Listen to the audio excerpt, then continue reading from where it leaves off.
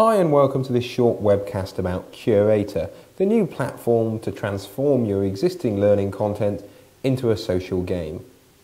My name's Ben Betts and I'm Managing Director of Curatr and its parent company HT2. I just want to run you through a quick demonstration of the software, what it does and how it works. But before I do that, I just want to talk to you for a moment about the underlying theory behind Curatr and why we've done what we've done. We're enabling you to transform your existing learning content into a game. But one of the key questions that should always be asked when you're presented with this sort of opportunity is why should I bother? And that's a really good argument. Why bother turning your learning into a social game? Well, for us, a social game is something that can really get people participating. They can be engaged with it and they can be intrinsically motivated to do learning when in this sort of environment. Now, intrinsic motivation is a very big term. It's nothing that comes easily. It's the idea of making an activity that people want to do for the love of doing it, not because you're going to pay them or they're going to get a promotion as a result of it or something like that. Those are extrinsic motivators, and those are shown through an awful lot of research not to work very well when it comes to creative endeavours, non-routine tasks like learning. So, why we're bothering to look at creating this social game is because we want to motivate people. And motivation delivers, fundamentally. To go back into the art of intrinsic motivation, we need to have a look at these two chaps. This is DC and Ryan. This is DC on the right here and Ryan on the left. Or Ed and Rich, as their mates probably call them. I'm not their mate, so I probably shouldn't. Anyway, these guys have been working for the last 30 or so years on the art of intrinsic motivation. What is it that takes us to this point of just doing a task because we love it so damn much? Now, these guys have done a lot of work and they've come up with these three key areas, these three innate psychological needs that we have in order to be intrinsically motivated for a task. And they called them autonomy, competence, and relatedness. I'm just going to dig into them one at a time and just show you a couple other theories that kind of bat around them. And these are some of the ideas that really sit behind the concepts of other social games, of things like Farmville on Facebook and computer games and board games even behind those. These are really theories about gaming in itself when you look at it through that lens. The first one, autonomy. This is about the element of control that we have in a given situation. Now, this picture is of Ellen Langer. She's a prof at Harvard. And a few years ago, in fact, quite a few years ago, she did a study that was well cited in the art of autonomy, the art and power of control. She went up to a residential care home for elderly people up in the northeast of the United States. And on the second floor, she used that as a control floor. She didn't change anything. Now, the patients here received very good care. They got very pleasant nurse attention, as you'd imagine. They got a nice plant in their room, which was kept watered and alive. Their furniture was arranged for them within their room. They even got their film chosen for them, and the night on which they were going to see it was always a Thursday. In other words, they didn't have much control over their lives, but they had everything done for them. It should be a pretty cushy living, that should. That should be really good for us. On the fourth floor, Ellen Langer wanted to change things up a little bit. And so she took over the fourth floor and there she introduced little elements of control back into people's lives. She allowed them to arrange the furniture in their room, or choose the plant that they got in the room, and to choose whether to water it or not. They could choose not only what night they wanted to watch a film, but what film they wanted to watch.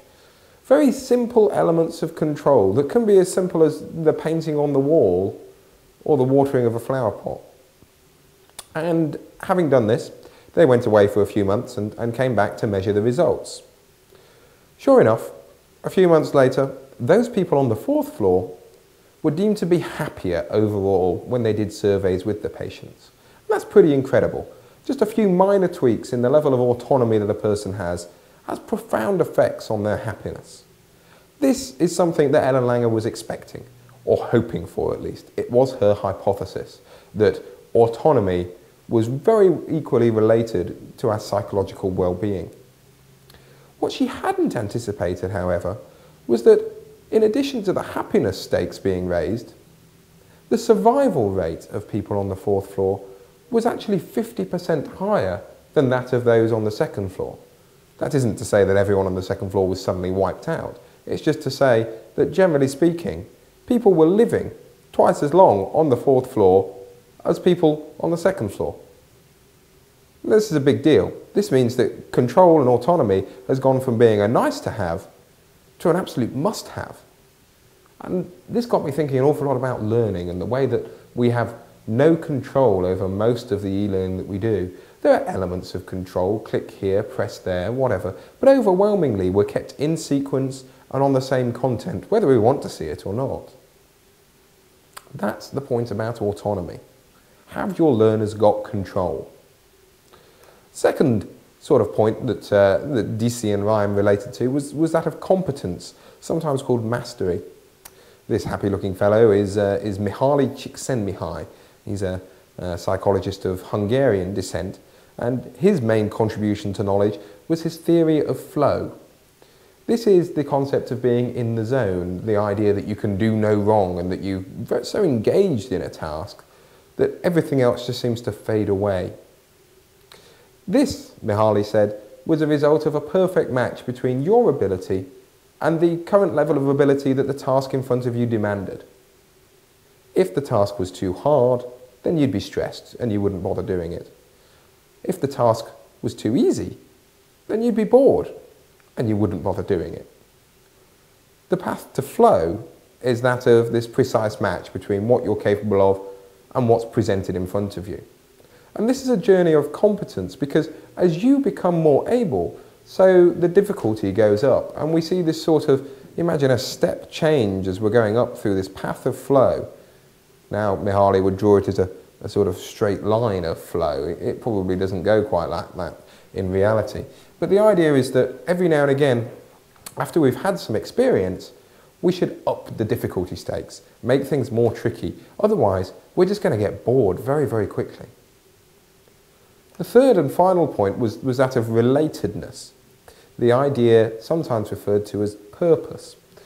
This happy chappy is Tom Malone, and he's a prof at MIT. Many years ago, back in the early 80s, he was doing work on the power of computer games and engagement, but actually that's not the theory that I've got him here for. More recently, he's been looking at why it is people contribute to things like Linux and other open source projects. Why is it that people bother editing Wikipedia? And they do.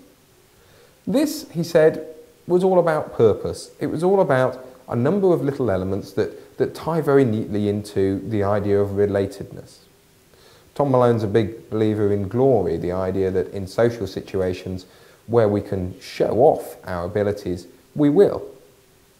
Relatedness is a little broader than that. It's that we can see each other, we can compare our abilities to that of those around us, and we can build relationships with others that are undertaking similar experiences. Now, this is all very social, and that's exactly what an awful lot of online learning hasn't been.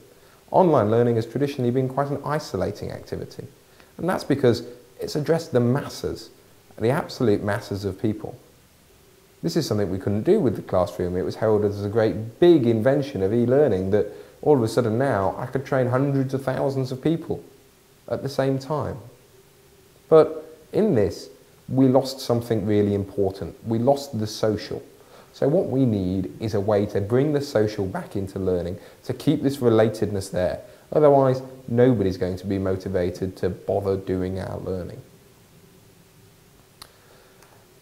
This is a guy called Dan Pink. He wrote a book called Drive last year, and it's a very popular, best-selling book on motivation, and actually you may well have read it. It's very popular in learning circles.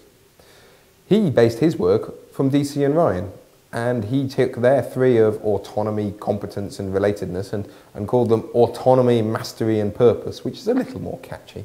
But the work is essentially the same. If you do get a chance to pick up a copy of his book, do, because it is a good read and it will tell you a lot about ways in which you could make your learning into a more intrinsically motivational activity.